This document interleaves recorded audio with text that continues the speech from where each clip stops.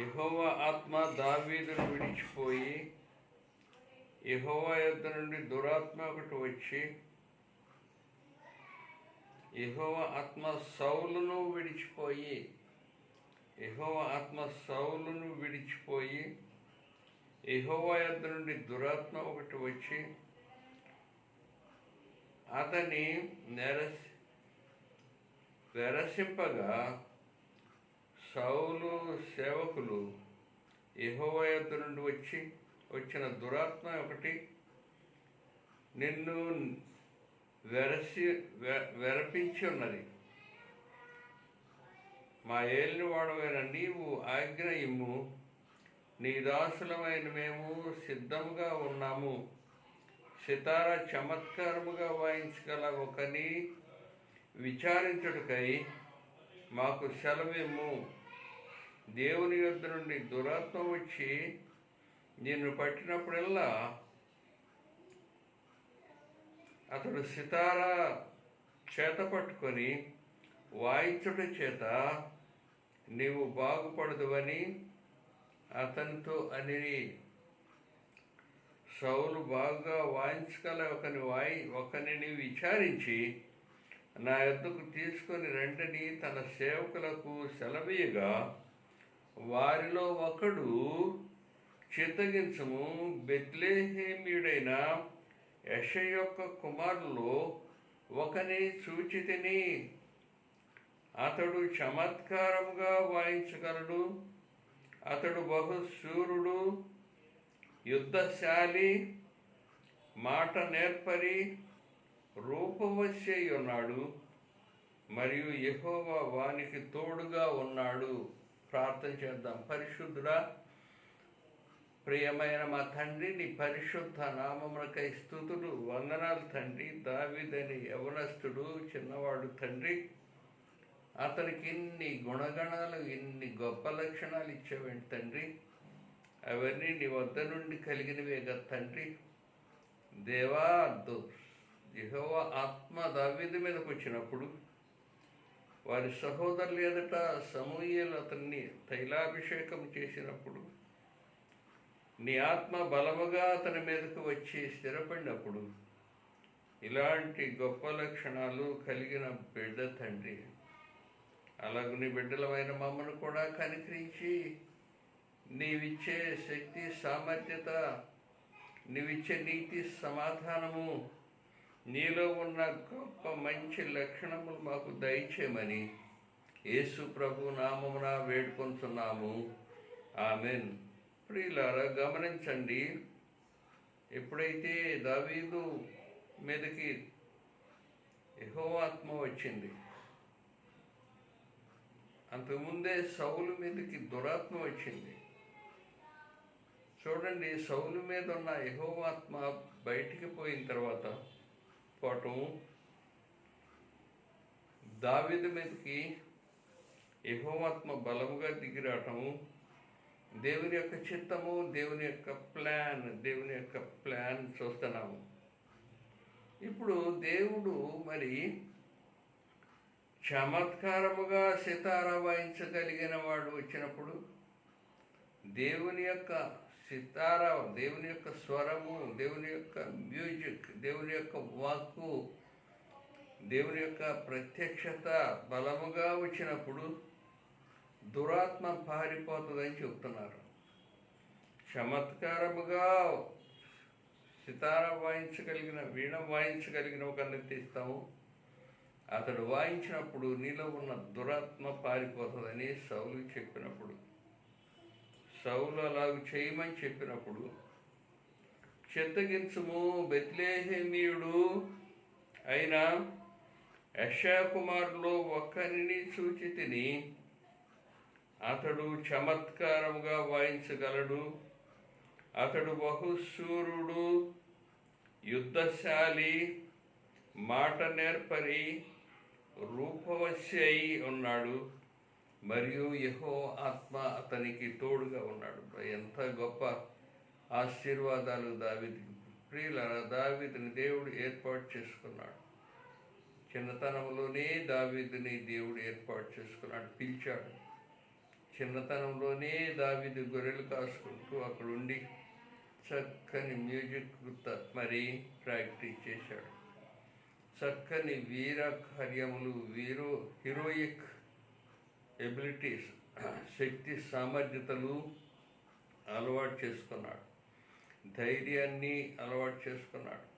దేవుని ప్రార్థన చేస్తూ, దేవుని స్తుతిస్తూ, దేవుని ఘనపరుస్తూ, దేవుని గుండెత్తి నోరెత్తి స్వరముతో, గొప్ప స్వరముతో దేవుని సితార వాయిస్తూ, తను సొంతగా తయారు చేసుకున్న ఒక వీణను వాయిస్తూ దేవుని ఘనపరుస్తూ, దేవుని స్తుతిస్తూ, రక్షకుడు క్రియేటర్, ఈజ్ అవర్ క్రియేటర్, మనల్ని సృజించిన మన సృష్టికర్తని జ్ఞాపకం చేసుకుంటూ, బాల్య దినములందే సృష్టికర్తను జ్ఞాపకం చేస్తూ స్మరిస్తూ దావీదు ప్రభు బిడ్డగా రూపొందాడు, శక్తివంతుడయ్యాడు. తను అక్కడ కర్ర పెట్టి ఆ కర్రని వడిసలతో కొడతా ఉంటే ఏదైతే ఏ స్పాట్లో అయితే కొట్టాలో, ఎక్కడైతే కొట్టాలో తిన్నగా అక్కడే దూసుకుంటూ వెళ్ళి కొట్టడం ప్రాక్టీస్ చేశాడు. అలాంటి మహావ్యక్తిని దేవుడు బాల్యములోనే ఎన్నుకున్నాడు. ఎలుగుబంటిని చంపాడు, సింహాన్ని చంపాడు, తన గొర్రెల్ని కాపాడుకోగలిగిన సమర్థుడు.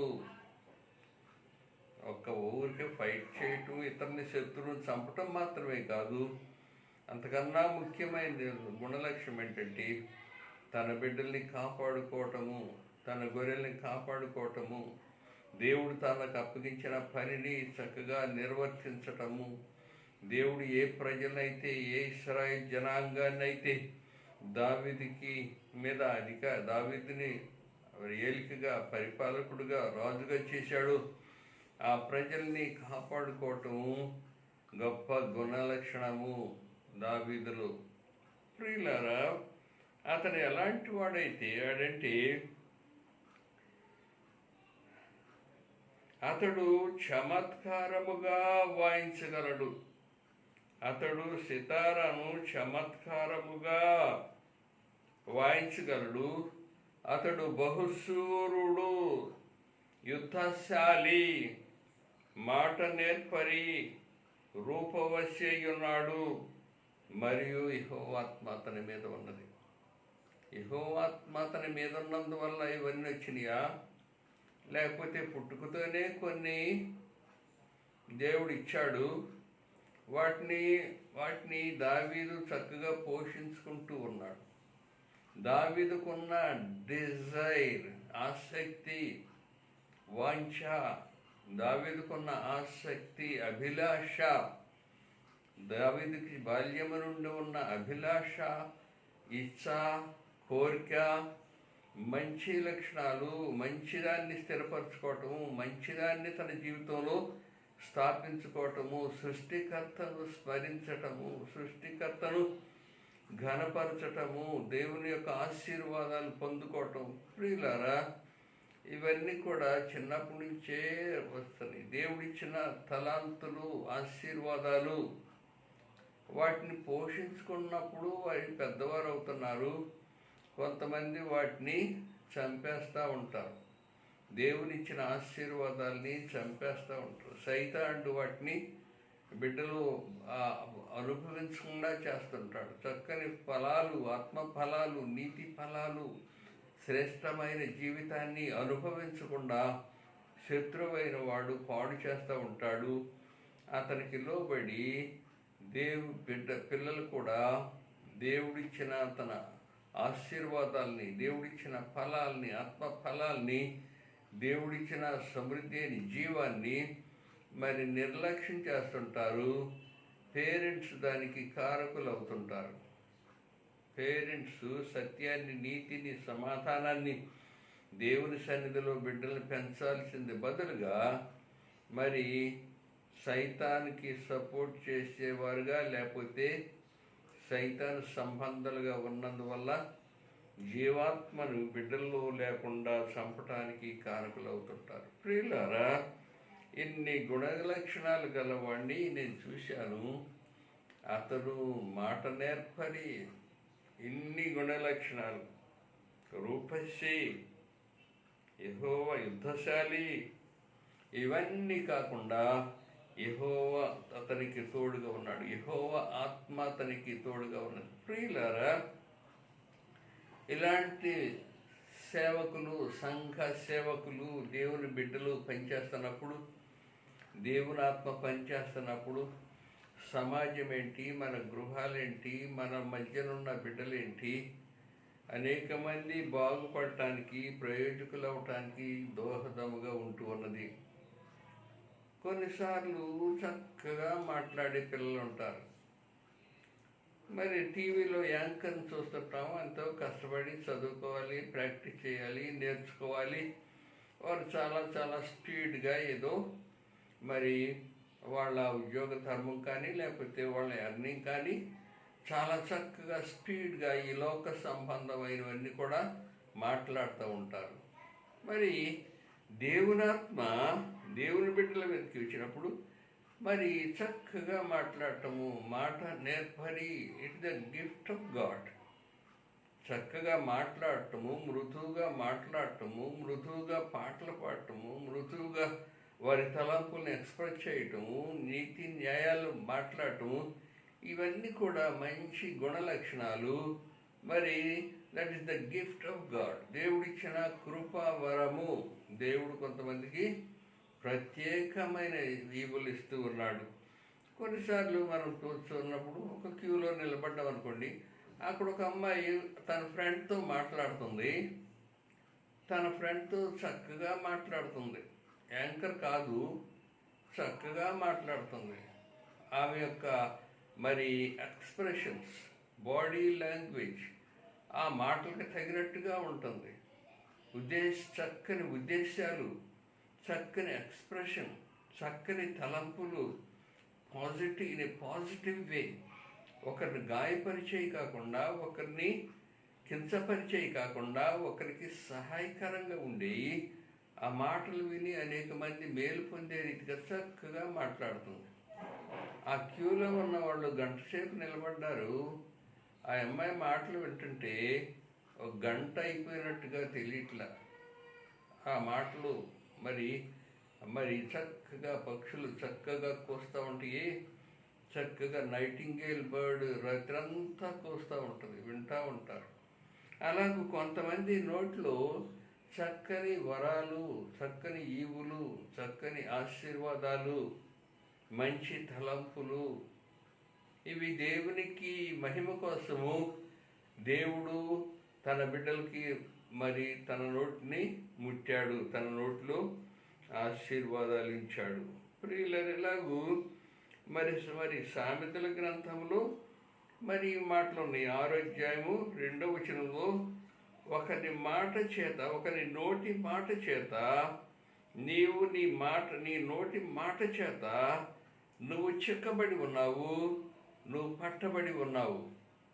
మృదువుగా లేకుండా, లేకపోతే మరి ప్రయోజనము లేకుండా, ఒకరికి మేలుకరముగా కాకుండా, ఒకరికి ఆశీర్వాదకరముగా కాకుండా, ఒకరిని కించపరిచేలాగా, ఒకరిని విమర్శించేలాగా, ఒకరికి హాని చేసేలాగా కుట్రపూరితమైన మాటలు మాట్లాడుతూ ఉంటారు. అవి నీ నోటి మాట చేత నువ్వు పట్టబడి ఉన్నావు, నువ్వు కొట్టబడి ఉన్నావు, నువ్వు పాడైపోతున్నావు. నీ నోరు జాగ్రత్తగా, నీ నోరు ఫలము, నీ నోరు జాగ్రత్తగా కాపాడుకు. మరి 18వ అధ్యాయము సామెతలు 20లో, నోటి ఫలము చేత నీవు నీ కడుపు నిండుతున్నది. నీ నోటి ఫలము చేత, ఫలాలు తిన్నప్పుడు చక్కని ఫలాలు, ఆహారము, మంచి ఆహారము, శ్రేష్టమైన భోజనం చేసినప్పుడు కడుపు నిండుతుంది. అలాగే నీ నోటి ఫలము, నీ నోటిలో నుండి వచ్చే మృదుత్వము, నీ నోటిలో ఉండే మాధుర్యము, నీ నోటిలో ఉండే ఫలాలు, మంచి ఫలాలు, మ్యాంగోస్ తిన్నప్పుడు కడుపు నిండుతుంది. అలాగే నీ నోటిలో నుండి వచ్చే మంచి మధురమైన మాటల చేత, ఫలము చేత నీ కడుపు నిండుతున్నది. ఇప్పుడు ఇలా యేసు ప్రభు చెప్పాడు, ఒకడు రొట్టె ద్వారా కాదు కానీ దేవుని నోట నుండి వచ్చే ప్రతి మాట వల్ల జీవిస్తాడు. దేవుని నోటి నుండి వచ్చే మాట మృదువైనది, శ్రేష్టమైనది, ప్రయోజకరమైనది, ఆశీర్వాదకరమైనది, ఒకటి కట్టేది, ఒకటి బలపరిచేది, ఒకటి ఎంకరేజ్ చేసేది, ఒకటి మెచ్చుకునేది. ఇలాంటి దేవుని మాటలు అవి మృదువైనవి. అవి వాటి చేత నీ కడుపు నిండుతుంది, నీకు తృప్తి కలుగుతుంది, నీకు తృప్తి కలుగుతుంది, నువ్వు తృప్తి పొందుతున్నావు. ప్రియులారా, ఈ మాటల్ని good compliments, good communication,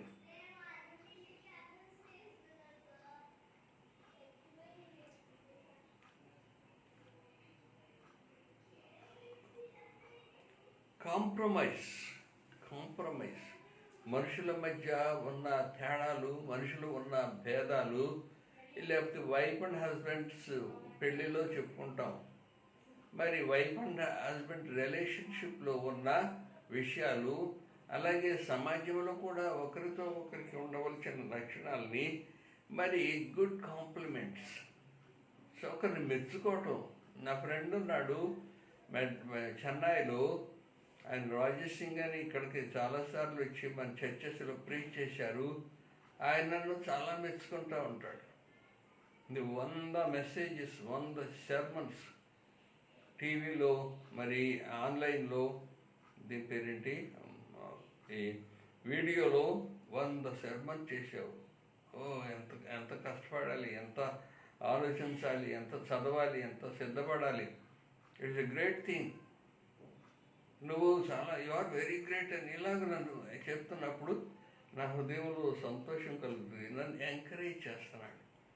compliments, ఒకరిని ఎంకరేజ్ చేయటం, ఒక పనిని గురించి సంతోషించటం, ఒక నీతి కార్యం, మంచి కార్యం చేయటానికి మన బిడ్డల్ని ఎంకరేజ్ చేయటం, మన బిడ్డలో ఉన్న తలాంతుల్ని పెంచడానికి, అభివృద్ధి చేసుకోవటానికి అతన్ని ఎంకరేజ్ చేయటం. మన బిడ్డలో ఎవళ్ళలో ఏ తలాంతం ఉందో, ఎలాంటి శక్తి సామర్థ్యతలు కూడా ఉన్నాయో కూడా వారికి తెలీదు. వారిని బయటికి చూపెట్టి నీకు ఇలాంటి మంచి లక్షణాలు, వీటిని పెంచుకో, వృద్ధి చేసుకో, నువ్వు గొప్పవాడు అవుతావు. ఇలాగ ఎంకరేజ్ చేయటం. Compliments, good compliments. కొన్నిసార్లు డిస్కరేజ్ చేస్తుంటారు. హస్బెండ్ మంచి హస్బెండ్ అయితే ఆమె కూర నిండా ఉప్పు వేసింది, ఆ కూర ఉప్పుగా ఉంది, అయినా కోప్పడకుండా చాలా బాగా వండావు, అయితే కొద్దిగా ఉప్పు ఎక్కువైంది, అయినా సరే పర్వాలేదులే, next time be careful, be fruitful. ఇలాగ ఎంకరేజ్ చేస్తూ మరి గుడ్ కాంప్లిమెంట్స్, చక్కగా ఒకరినొకరు పొగుడుతూ, ఒకరినొకరు బలపరుస్తూ, మెచ్చుకుంటూ చేస్తాం. ఇంకా మరి ఇంకోటి గుడ్ కమ్యూనికేషన్, ఒకరితో ఒకరు చక్కగా మాట్లాడుకోవటానికి ప్రయత్నం చేయటం. కొంతమంది మౌనముగా ఉంటారు, కొంతమంది ఎక్కువ మాట్లాడలేరు, కొంతమంది వింటానే ఉంటారు, మళ్ళీ ఎక్స్ప్రెస్ చేయలేరు, కొంతమంది గుళ్ళోకి వెళ్ళి కూర్చొని వింటానే ఉంటారు, మళ్ళీ తిరిగి ఏది ఎక్స్ప్రెస్ చేయలేరు. గుళ్ళో పాస్టర్ గారు ఏం చెప్పాడంటే వింటానే ఉన్నారు, మళ్ళీ తిరిగి చెప్పలేరు, చాలా బాగుందని తెలుసు, ప్రియులా ఎక్స్ప్రెస్ చేయలేదు. మరి కొన్ని బెల్స్ సరిగ్గా మోగవు, కొన్ని బెల్స్ ఊరికా మోగుతుంటాయి, కొన్ని బెల్స్ మరి కంచు మోగినట్టు, కనకమ్మ, ఇలా కొంతమంది ఎక్కువగా మాట్లాడుతుంటారు. ఆ మాట్లాడేదాన్ని పాజిటివ్గా, ప్రయోజనకరంగా, ఆశీర్వాదకరంగా, దేవుని మహిమకరంగా, think twice before you talk. నీవు మాట్లాడేదేంటో ఆలోచించుకొని దానివల్ల మేలుందా, కీడుందా, ప్రయోజనం ఉందా అని చక్కగా ఆలోచించుకొని clarity in your speak, in your talking, clarity, చక్కగా అర్థమయ్యేలాగా క్లియర్గా మాట్లాడుతూ మరి దానివల్ల చక్కని కమ్యూనికేషన్ జరుగుతుంది. మంచి శ్రేష్టమైన ఫలాలు పొందుతున్నాం. చక్కని కమ్యూనికేషన్ ప్రయోజకరముగా ఆశీర్వాదకరముగా సైతాన్ని ఏం చేస్తాడంటే కమ్యూనికేషన్ లేకుండా చేస్తాడు. ఒక శత్రువు వచ్చినప్పుడు ఆ శత్రువు ఏం చేస్తాడంటే ఎక్కడన్నా బ్రిడ్జిలు ఉంటే ఆ బ్రిడ్జిలు పడగొడతాడు ముందు. ఎక్కడన్నా ఫ్యాక్టరీలు ముఖ్యమైన ఇంపార్టెంట్ ఫ్యాక్టరీలు ఉంటే వాటిని పడగొడుతుంటాడు. ఎక్కడన్నా సైన్యాలు ఉంటే ఆ సైన్యాల మీద బాంబులు వేస్తుంటాడు. వాళ్ళని నిష్ప్రయోజకులుగా శక్తిహీనులుగా బలహీనులుగా మార్చి ఆ తర్వాత అతను దోచుకుంటాడు శత్రువు. అలాగే అపవాది అయిన శత్రువు మనుషుల మధ్య కూడా చక్కని కమ్యూనికేషన్, చక్కగా మాట్లాడుకోవటం, హృదయం విప్పి మాట్లాడుకోవటం, హృదయపూర్వకముగా నోరు విప్పి మాట్లాడుకోవటం, దీనివల్ల ప్రయోజనం దొరుకుతుంది. ఇంకా మనసులో ఏదన్నా చెడుగుంటే ఒకరి మీద ఒకరికి మరి విరుద్ధ భావాలు, లేకపోతే వ్యతిరేక భావాలు, లేకపోతే మిస్అండర్స్టాండింగ్స్, సరిగా గ్రహించలేని స్థితి, ఇలాంటివన్నీ కూడా పోతాయి. గుడ్ మరి బిహేవియర్ వల్ల, గుడ్ కమ్యూనికేషన్ వల్ల మరి సైతాను చిక్కులు ఊడిపోతున్నాయి. నువ్వు చిక్కబడి ఉన్నావు, నీ నోటి ఫలం, నీ నోటి మాట చేత నువ్వు చిక్కబడి ఉన్నావు, నువ్వు పట్టబడి ఉన్నావు. నువ్వు మాట్లాడకుండా ఉండటం వల్ల నువ్వు చిక్కబడి ఉన్నావు, నువ్వు పట్టబడి ఉన్నావు. నేను అపవాది దోచుకుంటాను. గుడ్ కమ్యూనికేషన్ అవసరం. Good communication, good character, good thinking, good desires, ఇవన్నీ దేవుని వద్ద నుండి వచ్చిన లక్షణాలు. ఇప్పుడు ఇలా కాంప్రమైజ్ అనే మాట, ఈ కాంప్రమైజ్ ఒకరికొకరికి ఏదైనా భేదాలు ఉన్నప్పుడు అవి తొందరగా మర్చిపోవటానికి ప్రయత్నం చేయటం, ఎన్నుకున్న వాటిని మరిచి ముందున్న వాటి కొరకు నేను వేగిరపడుతున్నానని పరిశుద్ధుడైన పౌలు చెప్పాడే. అనుకున్న అభిప్రాయాల్ని ఎవరో నన్ను ఎప్పుడో ఇది అన్నారో అది గుర్తుపెట్టుకోవటం, అది రిపీట్ చేసుకోవటం, దానివల్ల లోన ద్వేషం పెంచుకోవటం, దానివల్ల నువ్వు కుంగిపోవటం, దానివల్ల నలిగిపోవటం, అది నీ అభివృద్ధిని, నీకు వచ్చే ఆశీర్వాదాలని, నీ యొక్క మానసిక శక్తి సామర్థ్యాలను చంపుతుంది. దాన్ని విడిచిపెట్టి వెనుకున్న వాటిని మరిచి ముందున్న వాటికి కాంప్రమైజ్. ఉదయం వచ్చిన కోపం సాయంత్రానికి తగ్గిపోవాలి. సాయంత్రం మరి ఆ రోజంతా దెబ్బలాడుకుంటారు, మళ్ళీ తెల్లారిదానికి కిలకలు నవ్వుకుంటూ ఉంటారు. కొంతమందికి రోజుకి సేపు దెబ్బలాడుకోకపోతే కడుపు నిన్నట్టు ఉండదు, అది ఒక అలవాటు వాళ్ళకి. ఇలాగూ కాంప్రమైజ్, గుడ్ కాంప్లిమెంట్స్, ఒకరినొకరు ప్రోత్సాహం, ఎంకరేజ్ చేయటం, మెచ్చుకోవటం, నీలో ఉన్న బలాల్ని వాళ్ళకి చూపించి వాళ్ళని ఎంకరేజ్ చేయటం, గుడ్ కమ్యూనికేషన్, చక్కని మాటలు, good promises, good compromise. Let your love be your guide. మరి పరిశుద్ధుడైన పౌలు కొరింథీ పత్రికలో ఏం రాస్తున్నాడంటే, నీలో ఉన్న తలాంతులు, నీలో ఉన్న ప్రేమ నీకు ఆశీర్వాదకరముగా, your guide, maybe it will be your guide. కొరింథీ పత్రికలో దేవుడిచ్చిన ఆత్మఫలాలు, ఫ్రూట్స్ మరి చాలా రాశాడు. 15 ఎన్నో రాశాడు. అందులో కొన్ని ఎక్కువ 8 నెగటివ్గా చేయకూడనివి ఉన్నాయి, కొన్ని చేయవలసినవిగా ఉంటుంది. ప్రేమ లేని వాడనైతే మరి దేవుని ప్రేమ, మొదటి కొరింథీ 13 అధ్యాయంలో మరి రాస్తూ, ప్రేమ లేని వాడినైతే నేను వ్యర్థుడని బీదల పోషణ కొరకు నా ఆస్తి అంతయు ఇచ్చినను, కాల్చబట్టుకు నా శరీరం అప్పగించినను, ప్రేమ లేని వాడనైతే నాకు ప్రయోజనమేమీ లేదు. ప్రేమను గురించి రాస్తూ, ప్రేమ దీర్ఘకాలము సహించును, దయచూపును, ప్రేమ మత్సరపడదు, ప్రేమ డంబముగా ప్రవర్తించదు, అది ఉప్పొంగదు, అమర్యాదగా నడుచుకొనదు, స్వప్రయోజనములను విచారించుకొనదు, త్వరగా కోపపడదు, అపకారమును మనస్సులో ఉంచుకొనదు, దుర్నీతి విషయమై సంతోషపడక సత్యమునందు సంతోషించును. ప్రియులారా, ఈ 9, 8 ఎక్కువ ఉన్నాయి. ప్రేమలో ఉన్న లక్షణాలు, ప్రేమలో ఉన్న లక్షణాలు మరికొన్ని.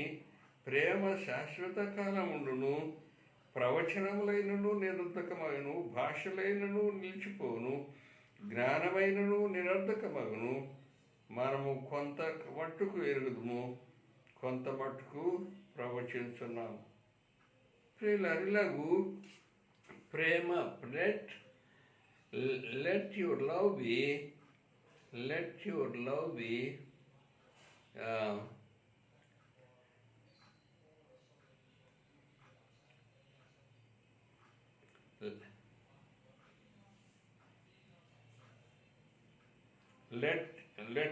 love be fruitful. Let your love be your guide. Let your love be your guide.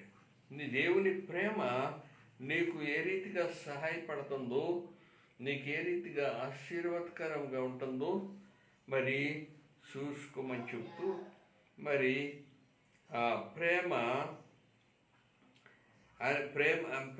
దీర్ఘకాలము నిలుచును, అన్నిటినీ సహించును, దీర్ఘకాలము సహించును, దయచూపును, ప్రేమ మచ్చరపడదని. ముఖ్యముగా దేన్ని హైలైట్ చేస్తానంటే ప్రేమ దీర్ఘకాలము సహించును. Be patient, be patient, be patient. Let love be your guide. ప్రేమ నీకు ఓర్పు సహనమును ఇచ్చేదిగా, ఓర్పు సహనమునుగా ఇచ్చేది. ఈ ప్రేమ సమాజంలో ఏంటి, లేకపోతే ఫ్యామిలీ కుటుంబ జీవితంలో ఏంటి, వైఫ్ అండ్ హస్బెండ్ మధ్యలో ఉన్నది ఏంటంటే ప్రేమ. Be patient, patient, patient. ఓర్పు. వేరు వ్యక్తిత్వాలు. మరి ఓర్పు indifferent. Patience is at the time of indifferent. వేరు మరి వ్యక్తులు, వేరు అలవాట్లు, వేరు స్వభావాలు, వేరు డిజైర్స్. మనం అందరం ఒకటి కాదు. ఒక చెట్టులో ఎన్ని ఆకులు ఉంటాయో అన్నీ డిఫరెంట్గా ఉంటాయి, కానీ ఏది కూడా ఒకదానికొకటి కోయిన్సైడ్ కాదు. అలాగే వీఆర్ డిఫరెంట్ పీపుల్. అలాగే భార్య భర్తలు కూడా డిఫరెంట్ బ్యాక్గ్రౌండ్స్. వారి అలవాట్లు వేరు, వారి పుట్టిన స్థలం వేరు, వారి పేరెంట్స్ వేరు, వారి ఫ్యామిలీ బ్యాక్గ్రౌండ్ వేరు. ఇలాగే డిఫరెంట్ ఫ్యామిలీస్, డిఫరెంట్ వ్యక్తులు, డిఫరెంట్ ఫీలింగ్స్ ఉంటాయి. ఆ సమయాల్లో ఇండిఫరెంట్ వేరుగా ఉన్న వ్యక్తులు ఒకరినొకరు గ్రహించుకోవటము, ఒకరినొకరు సహించుకోవటము, ఒకరి ఎడల ఒకరు ప్రేమ చూపించటము, ఒకరిని ఒకరు క్షమించటము, ఒకరి ఎడల ఒకరు ఓర్చుకోవటము, నిదానించి దేవుని సన్నిధిలో ఉండటము, మాట్లాడేటప్పుడు మాట నేర్పరి. దావీదు మాట నేర్పరి. ఇలాగూ ఇండిఫిషియన్సీ, కలిమిలో, లేమిలో, కొరతల్లో మరి ప్రేమ కలిగి ఉండటం, క్షమాపణ బుద్ధి కలిగి ఉండటం. Immaturity, growth factor. ఒకళ్ళ అభివృద్ధి పొందటంలో భేదం ఉన్నప్పుడు మరి వారిని ఒకరినొకరు ఓర్చుకుంటూ సహించుకుంటూ, అభివృద్ధిలో భేదాలు ఉండొచ్చు, సహించుకుంటూ పెరగటం. మరి ఇండిఫరెన్స్, మనుషుల మధ్య తేడాలు ఉండొచ్చు, ఓర్చుకోవటము. ఇండిఫిషియన్సీ, కలిమిలో, లేమిలో, కొరతల్లో ఒకరినొకరు సహించుకొని చక్కగా దేవుని ఇంటిని కట్టుకునే బిడ్డలుగా ఉంటాం. పరిశుద్ధ తండ్రి, నీ పరిశుద్ధ నామములకై స్తుతులు, వందనాలు. మమ్మల్ని కనికరించండి, కృప చూపించండి. నీ నీతి, నీ రాజ్యం, నీ సమాధానం దయచేయమని యేసు ప్రభు నామమున వేడుకొంచున్నాం తండ్రి. ఆమెన్. తండ్రి సర్వశక్తి కలిగిన ప్రభు అయిన యేసుక్రీస్తు మనకి తోడై ఉండునుగాక. ఆమెన్.